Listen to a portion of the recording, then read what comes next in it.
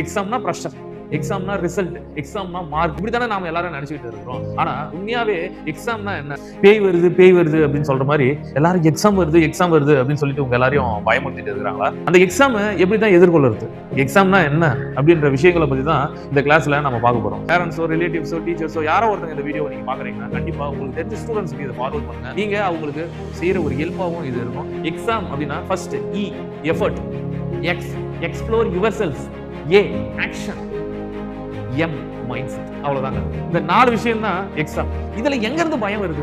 ஏன் எக்ஸாம் பார்த்தா அவ்வளவு பயம் வருது அப்படின்னு நம்ம தெரிஞ்சுக்கணும்ல. Reason for exam fear.